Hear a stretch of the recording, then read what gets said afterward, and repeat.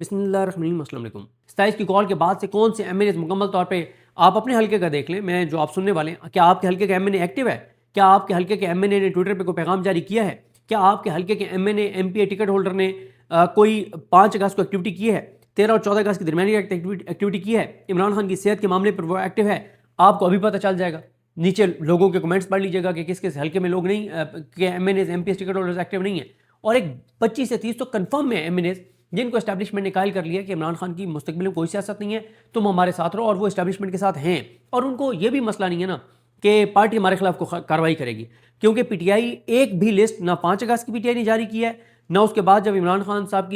کی پٹیشن کے موقع پہ اسلام آباد ہائی کورٹ کے باہر بلایا گیا، نہ اس کی کوئی لسٹ جاری کیا کون کون نہیں آیا۔ پھر اگلے دن منگل کو سپریم کورٹ میں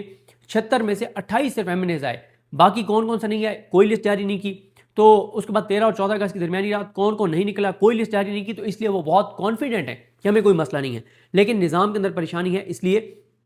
اس چیز کے چانسز موجود ہیں کہ اگر تحریک انصاف مومنٹم بنانے میں کامیاب ہو جاتی ہے تو دباؤ بنانے میں کامیاب ہو جاتی ہے اور یکجا ہو جاتی ہے، انٹرنل لڑائیوں کو باہر نہیں لاتی، social media P T I کا جو ہے وہ پی ٹی آئی کا سوشل میڈیا اور قیادت قریب آ جاتے ہیں اور نیریٹو ایک ہو جاتا ہے، یا پی ٹی آئی کی قیادت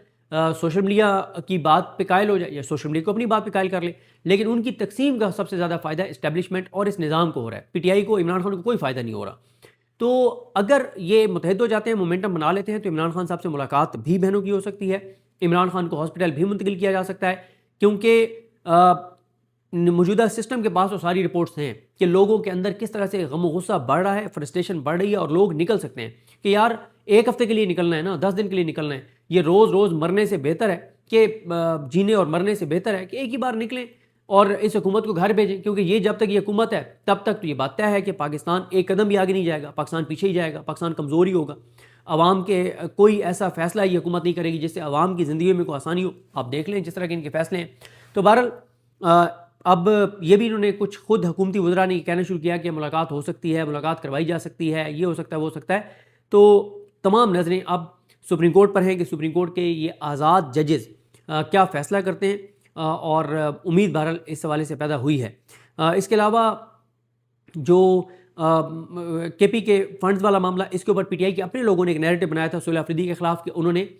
جو ہے وہ وفاق کو پیسے دے دیے، تو وفاق نے اب لیٹر لکھا ہے کے پی حکومت کو کہ آپ پیسے نہیں دے رہے، آپ پیسے دیں، تو پی ٹی آئی کے اپنے لوگوں کا نیریٹو جھوٹا ثابت ہو گیا کہ سہیل آفریدی یا کے پی حکومت نے بالکل بھی وفاق کو پیسے نہیں دیا، اور وفاق کے لیٹرز بھی سامنے آ گئے ہیں، اور اس پہ کے پی حکومت کا جواب بھی سامنے آ گیا کہ انہوں نے کیا کہا ہے۔ تو اس طرح کی ظاہر چیزیں ہیں۔ باقی آپ نے شہزاد اقبال صاحب کو سنا ہوگا، انہوں نے کہا ہے کہ اہم ذرائع سے انہوں نے یہ خبر دیا ہے کہ انہوں نے کہا صوبے تو بنیں گے، اور انہوں نے کہا ہے کہ جو سیاسی جماعت یعنی حکومتی سیاسی جماعت اس کا مخالفت کرے گی تو اس کو سیاسی طور پر نقصان ہوگا۔ باقی جو ایمان مزاری صاحبہ اور ہادی علی چٹھا صاحب کا کیس بھی سپریم کورٹ کے آزاد ججز کے سامنے لگ گیا ہے۔ کچھ اب میں ویسے کئی بار حیران ہوتا ہوں، ابھی میں میاں نواز شریف کے کچھ بیانات آپ کے سامنے رکھتا ہوں، یہ بیانات صرف اس لیے آپ کے سامنے رکھ رہا ہوں کہ آپ تھوڑا سا سوچیں کہ ان لوگوں کو یہ احساس نہیں ہوتا کہ یہ پاکستان کے لوگوں کو بالکل بیوقوف اور جاہل سمجھتے ہیں، یہ کیا سمجھتے ہیں پاکستان کے لوگوں کو۔ اس میں آتا ہوں، ایک بات شیخ رشید صاحب نے آج کہا ہے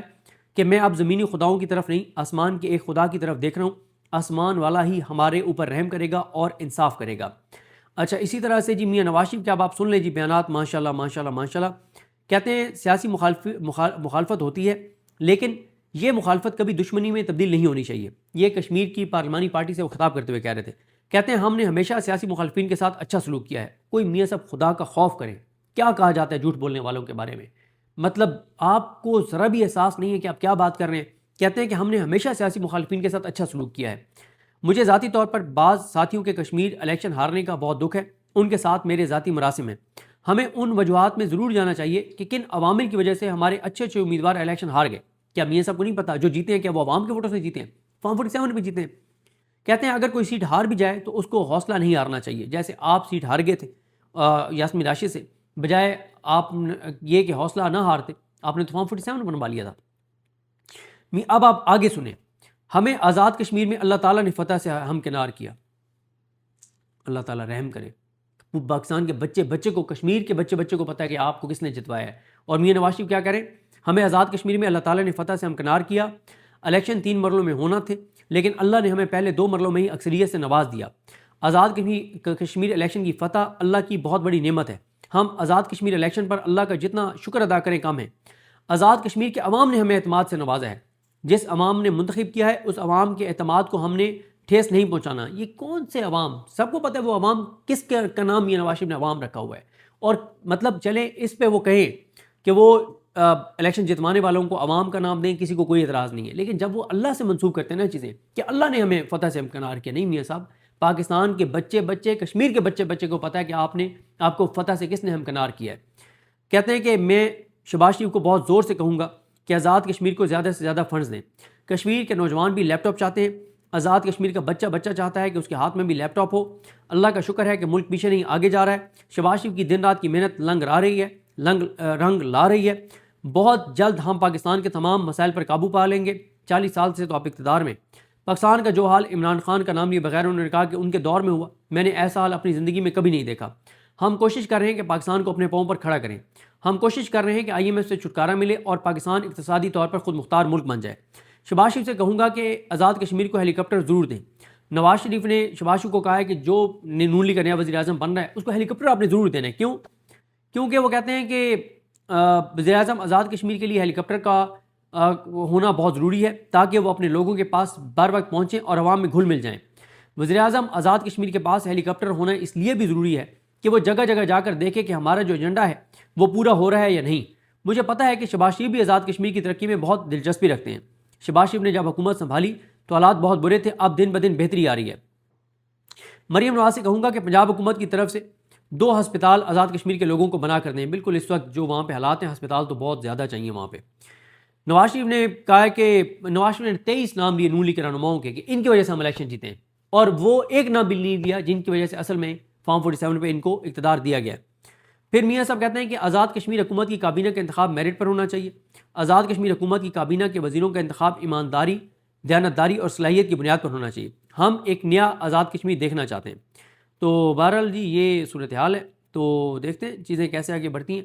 مجھے اپنے دعا میں یاد رکھیں۔ اللہ کریم ہم سب کا حامی ناصر ہو۔ اللہ حافظ۔ جسٹس جائیہ خان نے پہلی مرتبہ عمران خان صاحب کے کیسز جب سے وہ کرسی پر بیٹھے اور میں نے آپ کو بتایا نا کہ وہ قاضی فائزی صاحب سے بھی 2 قدم آگے گئے ہیں۔ وہ چیزیں جو قاضی فائزی صاحب بھی نہیں کر سکا تھا وہ جسٹس جائیہ خان کے دور میں ہم نے دیکھی ہیں۔ تو اب منگل کو کیا ہوگا؟ امید بہرحال تحریک انصاف کے وکلا کے اندر ایک پیدا ہو گئی ہے کہ کوئی غیر معمولی آرڈر بھی آ سکتا ہے، کوئی درست فیصلہ بھی آ سکتا ہے، ورنہ اس سے پہلے تو یہ ہوتا تھا کہ ہم ڈسکس ہی نہیں کرتے تھے کہ پتہ ہوتا تھا کہ کیس لگے محمد علی مظہر کے پاس، شاہد بلال حسن کے پاس، مسرت ہلالی کے پاس، جسٹس جائیہ خان کے پاس اور اس طرح کے ججز کے پاس جب کیس لگتا تھا تو آئینی بینچ تو آئینی عدالت تو پوری کی پوری حاجی امین سے لے کے اور جج ارشد شاہ تک، وہ تو پوری عدالت ہی ایسی ہے کہ ادھر تو کوئی بھی کیس لگ جائے تو آپ یہ سوچ بھی نہیں سکتے کہ وہاں پہ کوئی مختلف فیصلہ آئے گا۔ اور ایسا نہیں کہ میں کہہ رہا ہوں، جو اس نظام کے قریب رہنے والے ہیں، جو وہاں کی خبریں آ کے اور سب کو بتاتے ہیں، تو وہ ہمیشہ یہ کہتے ہیں کہ آئینی عدالت وہی فیصلہ کرے گی جو فیصلہ ہونا ہے۔ تو اس لیے اب میں آپ کو بتاؤں کہ 27 کے حوالے سے سوشل میڈیا پہ چند لوگ جو مرضی کہیں، لیکن نظام کے اندر میں آپ کو مسلسل بتا رہا ہوں کہ خوف ہے۔ خوف اس لیے ہے کہ ایک تو آپ نے دیکھا کہ خیبر میں سہیل آفریدی گئے، لوگ نکلے، اسلام آباد وہ آئے، لوگ نکلے۔ 5 اگست کو پورے ملک کے اندر تحریک انصاف نے ایکٹیویٹیز کی، اور میں آپ کو مسلسل یہ عرض کر رہا ہوں کہ 90% MNAs MPs اور ٹکٹ ہولڈرز نہ 5 اگست کو نکلے، نہ 13 اگست اور 14 اگست کی درمیانی رات نکلے۔ 90% PTI کا عام ورکر نکلا ہے، اور یہ ضرور حیران کن ہے کہ تحریک انصاف نے ان MNAs MPs ٹکٹ ہولڈرز کے خلاف، سینٹرز کے خلاف کوئی تنظیمی کارروائی نہیں کی جو نہ 5 اگست کو نکلے، نہ 13 اور 14 اگست کی درمیانی رات نکلے، نہ اسلام آباد ہائی کورٹ وہ آئے، نہ پھر نہ جمعرات کو جب اڈیالہ کے باہر بلایا گیا تھا نہ وہاں پر آئے تھے۔ تو ان کے اوپر کوئی بات نہیں کرتا، اور سارا فوکس اس سہیل آفریدی کے اوپر ہے، کچھ اکاؤنٹس کا، جو سہیل آفریدی بہرحال یہ ان پہ تنقید ایک جائز تنقید ہو سکتی ہے، ہر ایک کے اپنے آرگومنٹس ہیں کہ 27 تاریخ بہت لیٹ دے دی ہے، لیکن چلے وہ اسٹریٹ موومنٹ تو کر رہے ہیں، نکلے ہوئے تو ہیں، اور آج وہ بنو جا رہے ہیں تو وہاں بھی آپ دیکھیں گے کہ وہاں بھی لوگ نکلیں گے۔ تو سسٹم کے اندر ایک خوف ہے، اور تھوڑا نہیں زیادہ خوف ہے کہ اگر 27 کو تحریک انصاف نکلتی ہے تو لوگ نکل سکتے ہیں۔ کسان تنگ ہیں، تاجر تنگ ہیں، عام آدمی تنگ ہے، نوجوانوں کے اندر ایک غصہ ہے، نفرت ہے، اور پھر نوجوانوں نے دیکھا کہ کس طرح سے انڈیا میں 1 لاکھ نوجوان نکلا اور انہوں نے مودی جیسے جو دہشت گرد ہے اس کو سرنڈر کرنے پر مجبور کر دیا، اور انڈیا کی اکانومی ہم سے کئی درجے بہتر ہے۔ وہاں پہ کے انڈیکیٹرز آپ دیکھیں وہ پاکستان سے بہت بہتر ہیں. اس کے باوجود مودی جیسے دہشت گرد کو سرنڈر کرنا پڑا 1 لاکھ نوجوانوں کے سامنے. تو پاکستان کے اندر بھی نوجوانوں کو اس بات کی ریئلائزیشن ہے. اور مسئلہ یہ نہیں ہے کہ لوگ نکل نہیں سکتے. خوف ہے, 26 نومبر کا خوف ہے, ڈی چوک کا خوف ہے, جو جہاں واقعات ہوئے وہ آپ کو پتہ ہی ہیں. لیکن لوگ نکل سکتے ہیں, لوگ نکل سکتے ہیں اگر کوئی نکالنے والا ہو. تو یہ ڈر ہے کہ کہیں ایسا نہ ہو کہ یہ مومنٹم جس طرح کا بن رہا ہے اس دن اگر لوگ نکل آئے,